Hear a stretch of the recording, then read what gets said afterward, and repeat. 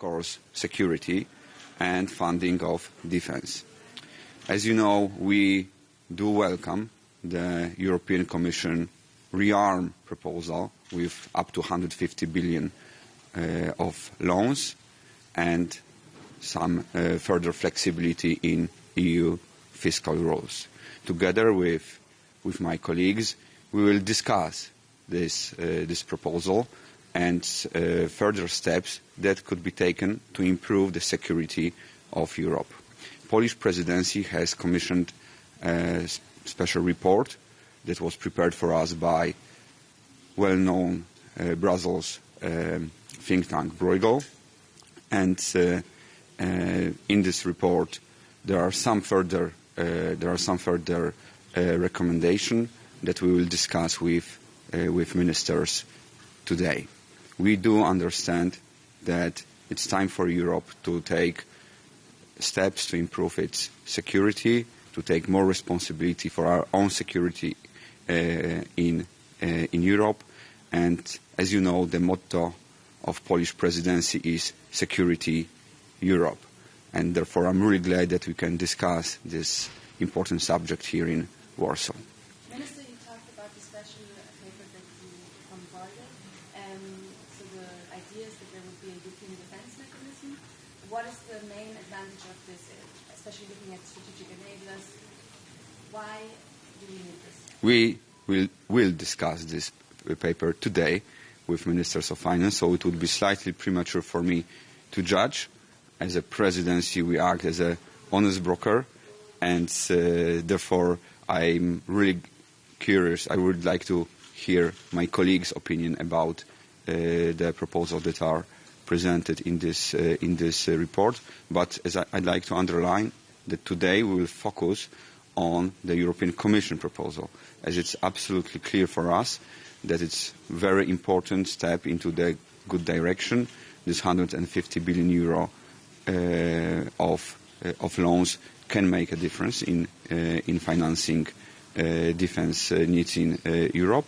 We need to build a strong European defense industry, and I hope that thanks to that proposal of European Commission, we will make Europe safer. Minister, you say you're an honest broker, but you must have a personal opinion. What do you think should happen? Should there be a common European defense fund and therefore common European debt when it comes to defense? As I said, it would be slightly premature for me to express that, as I really take care about this presidency being honest broker, taking into account the views of different member states. And it's not a secret that some countries are more willing to participate in some tools, more willing than others.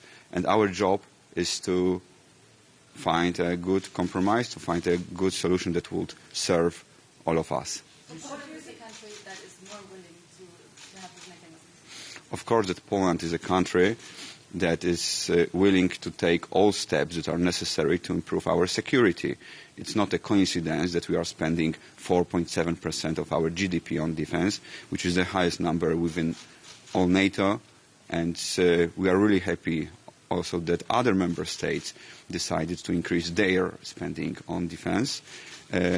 So, to reply to your question, yes, Poland is interested in all solutions that could improve European security. Thank you for that, and I will answer to the rest of your questions during press conference. Thank you very much.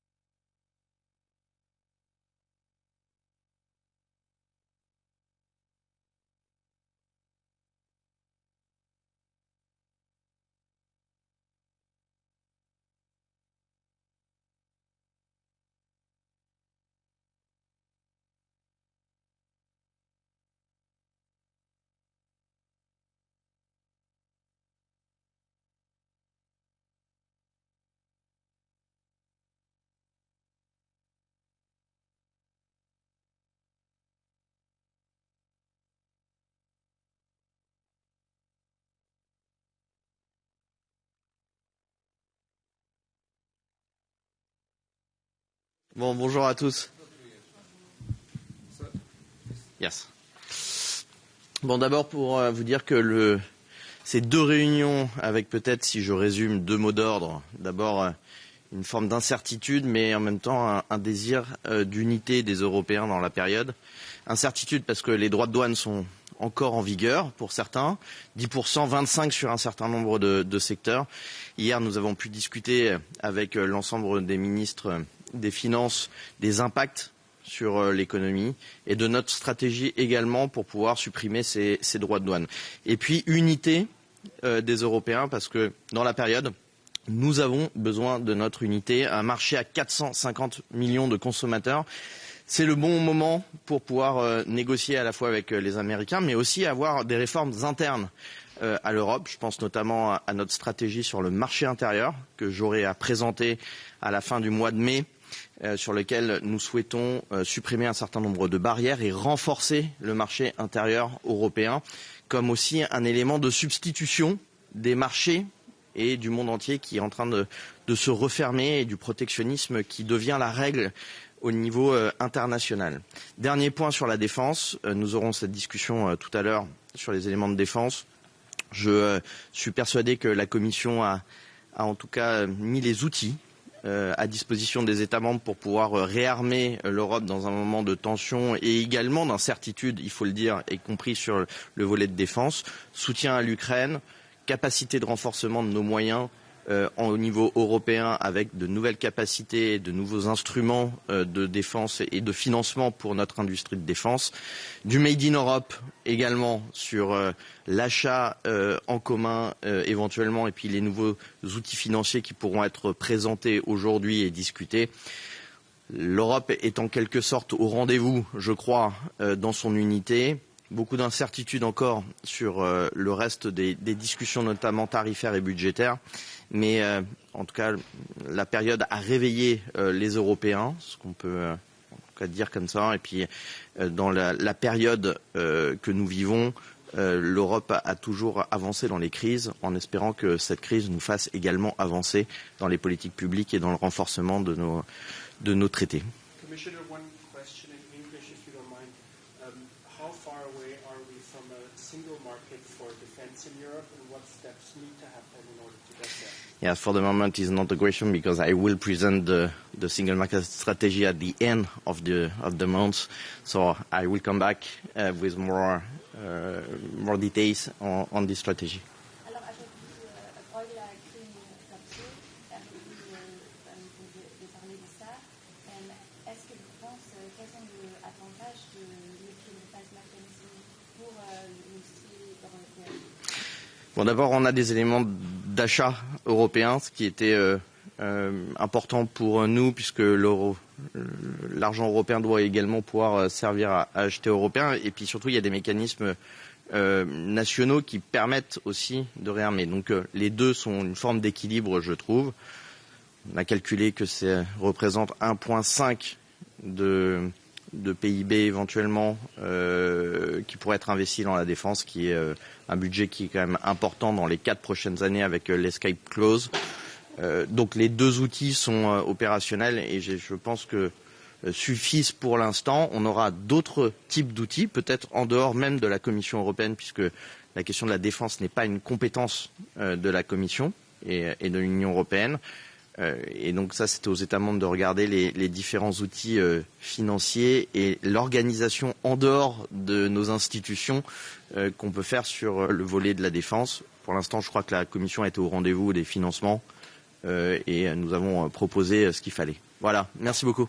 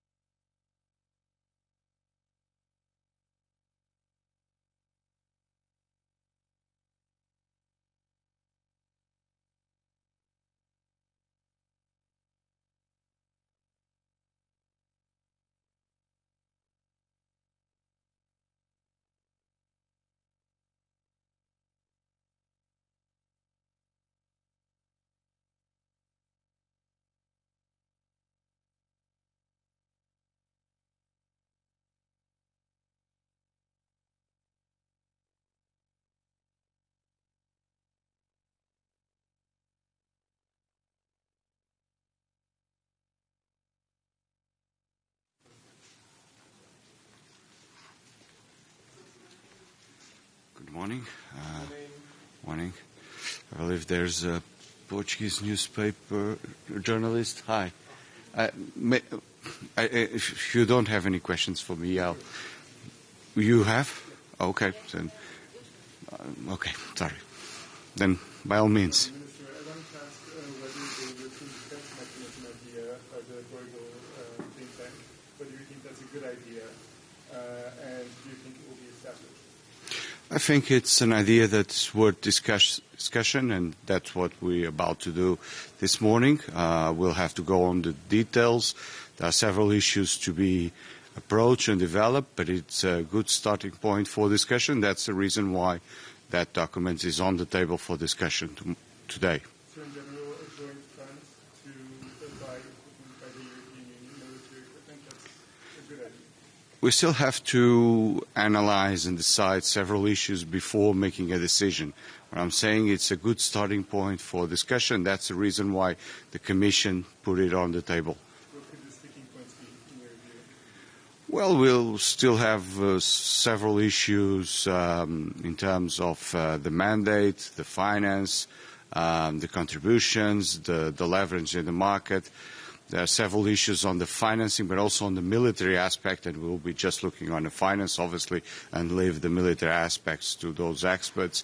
There are several issues that are still open to discussion, and then we will see what is the best solution for Europe. Minister, the European Commission is working on a tax increase on tobacco products in the EU. Given the macroeconomic situation, is it the right time for such a decision? Well, there is a possibility to open to discussion a revision of the directive on tobacco. We will certainly address that in the next meetings, but the directive hasn't been revised for significant time. There are new forms of tobacco. All of that have to be discussed at the moment. On defense financing, do you think that there is a need to start discussions on a more permanent instrument? Well, every crisis that Europe faced in the last 25 years were faced with the previous instruments, but also with new instruments. So we have to consider the possibility of creating new instruments and how we articulate those with the current existing instruments in order to find the best solutions in terms of using the money to reinforce the defense capacities of Europe. One more question on defense. You are the country, you represent the country that is geographically the furthest away from Russia. Do you think that when it comes to defense financing, that there is an east-west divide between the countries that are close to Russia and the countries that are not? No, on the opposite. We have to look to all the borders of Europe.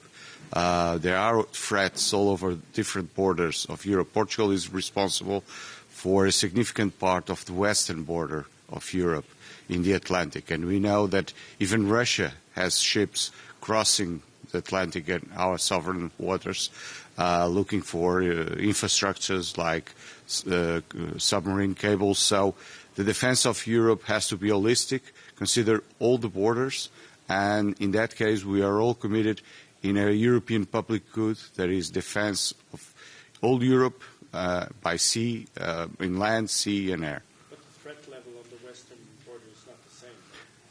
It's different, but we're also subject to threats on cybersecurity, again on the Atlantic. It's different. Obviously, there is no armed conflict in that border as it is here, unfortunately, in Ukraine. But threats come from several places. Those who threat us can act in different areas and different places. So we have to look at the defense of Europe holistically and considering all the threats and all the borders. Thank you very much.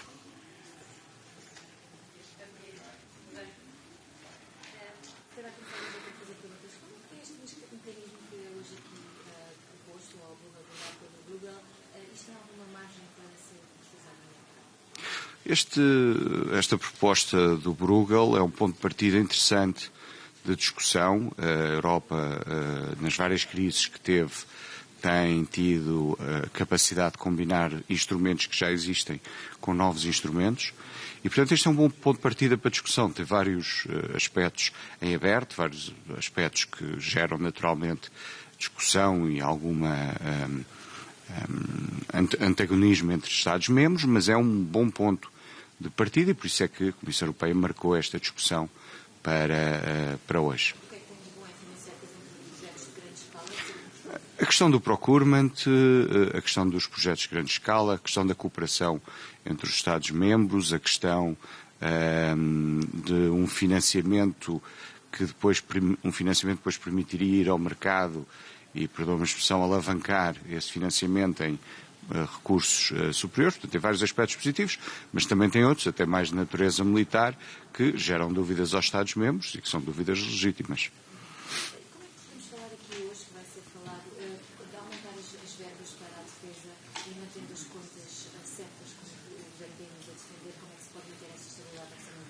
Nós temos que fazer, de facto, um esforço de reforçar a capacidade de defesa europeia.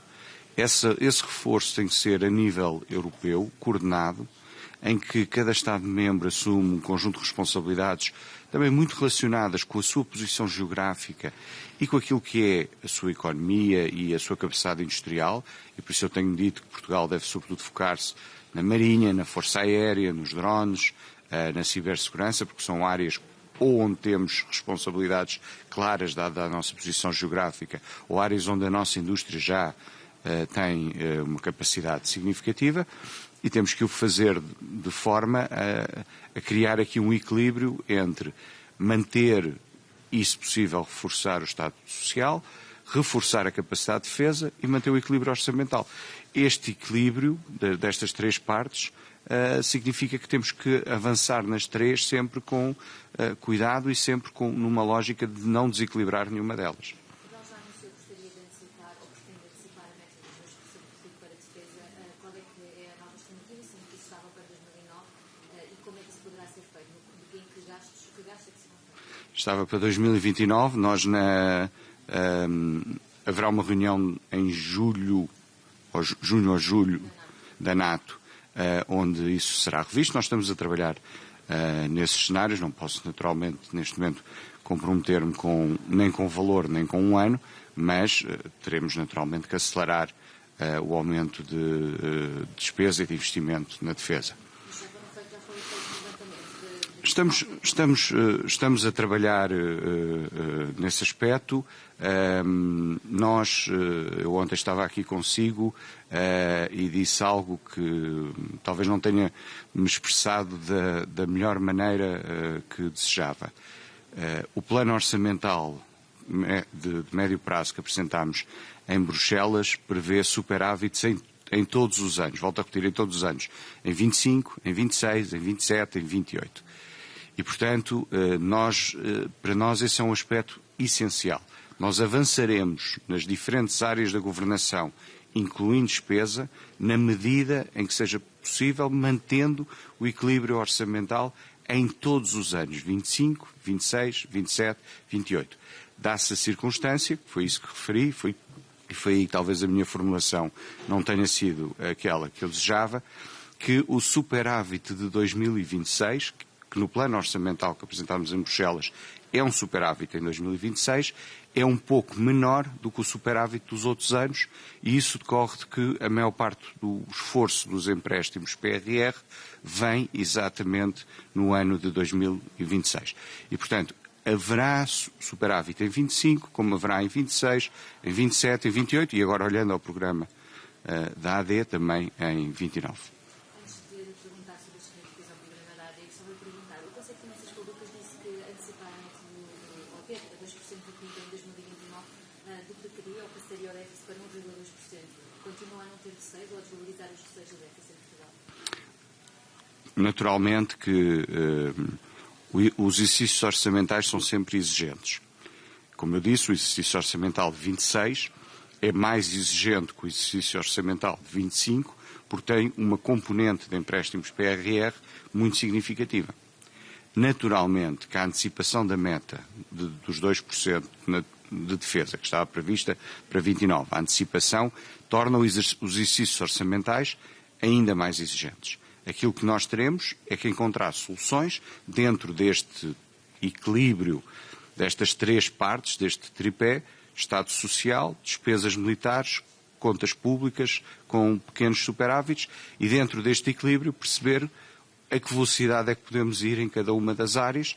Naturalmente que mais despesa com defesa torna o exercício orçamental mais exigente, mas nós não prescindimos de manter o equilíbrio das contas públicas e continuar a reduzir de forma muito significativa a dívida pública. Isso significa não atingir as metas, por exemplo, da NATO?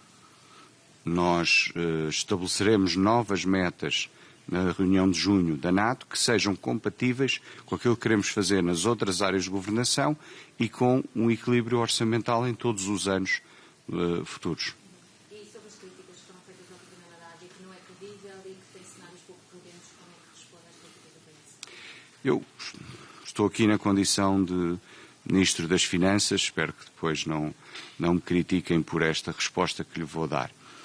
Nós apresentámos um programa eleitoral há um ano e tínhamos no nosso programa eleitoral 1,6% de crescimento económico para 24. Atingimos 1,9%. Tínhamos um excedente orçamental de 0,8%, atingimos um excedente orçamental de 0,7%. Portanto, até agora, neste primeiro ano, nós, do ponto de vista das contas públicas, nós mais que cumprimos, superámos aquilo que era o programa eleitoral da AD. Nós, em 1/5 do tempo que era suposto durar a legislatura, executámos cerca de 1/3 das medidas. E os resultados que obtivemos em 24 foram superiores àquilo que estavam no Orçamento de Estado de 24, foram superiores àquilo que estavam no programa eleitoral do Partido Socialista. O Partido Socialista previa 1,5% de crescimento e achava isso bom, 1,9% já acha mal. O Partido Socialista previa um superávit de 0,4% e achava isso bom, agora 0,7% já é mau. Portanto, eu tomo essas críticas como campanha eleitoral normal. O nosso programa é robusto. Tivemos um ano de execução em que superámos tudo aquilo que tínhamos colocado no programa, e é com esse espírito que queremos continuar a governar. Obrigado.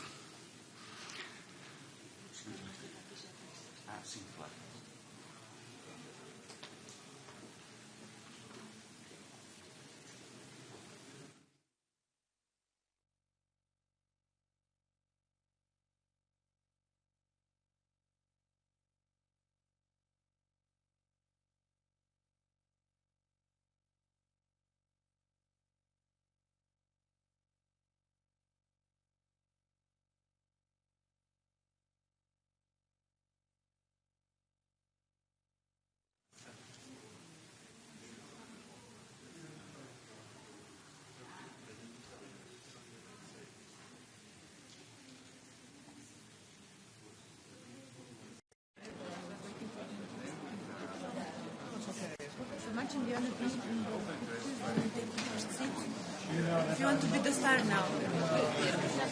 Yeah?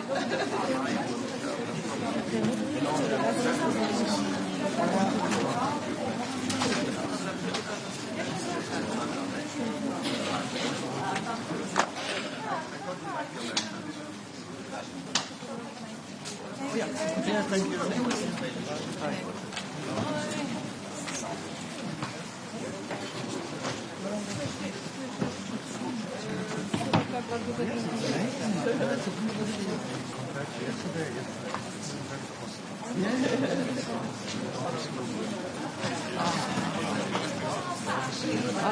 Good morning.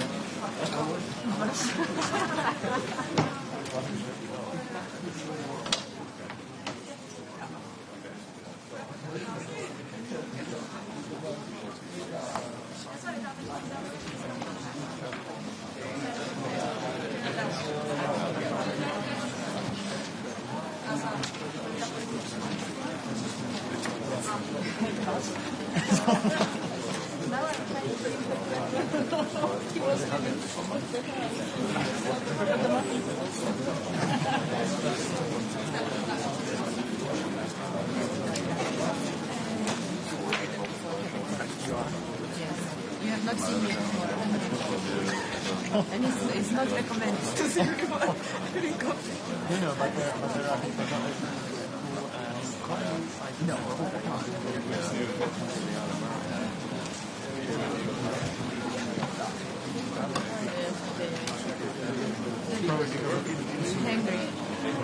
Sugar.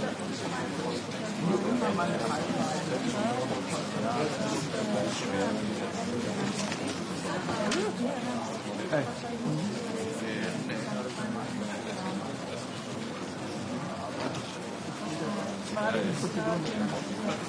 Yeah.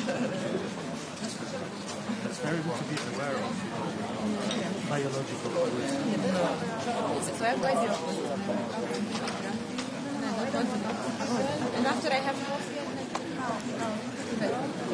but when you see me in the office, You already have. oh, hello again. Yes.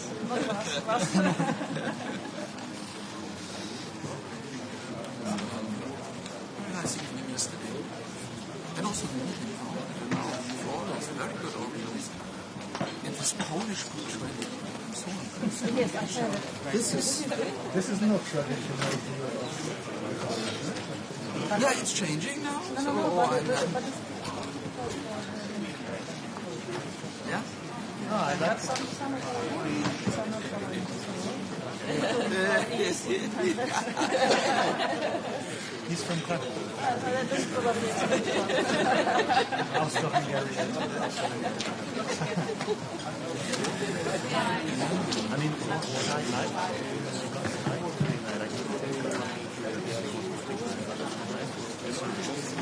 Yeah.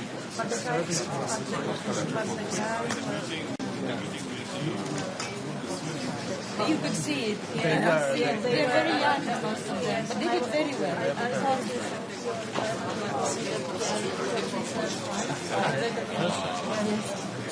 You wouldn't say they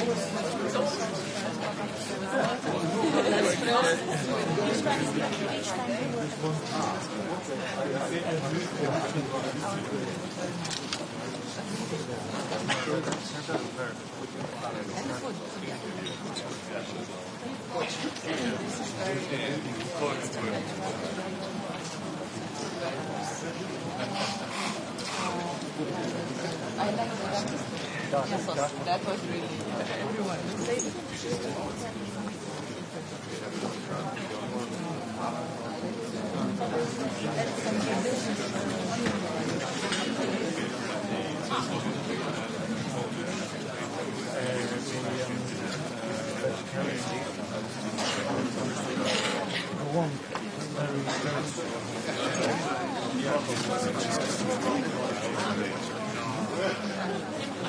Well, it was exactly. Normally you would also have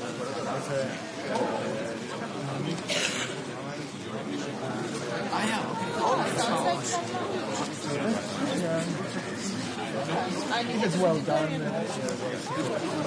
But it was a very vegetarian, but normally. Vegetarian thing is actually much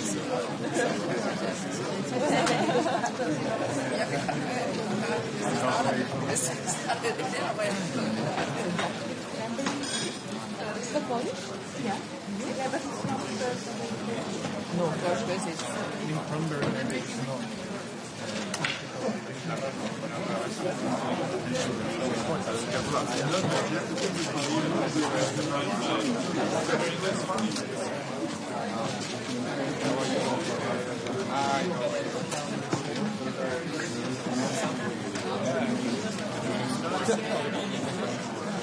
There's Paphos, you're responsible for the sound, right?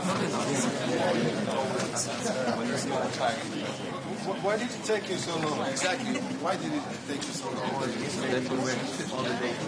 Yes. Yesterday we didn't want to make you feel sorry that you're not outside. Let's give them.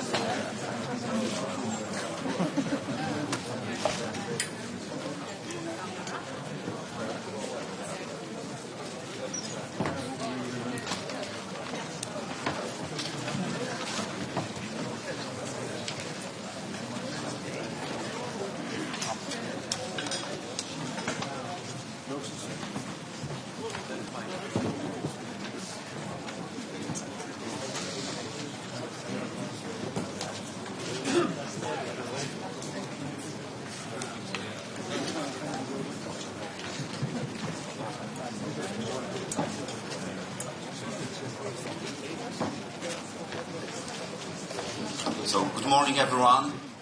I think we can start, and I hope that you enjoyed yesterday evening and the atmosphere at the Royal Castle. We had lots of inspiring discussions yesterday, and I hope that today will be even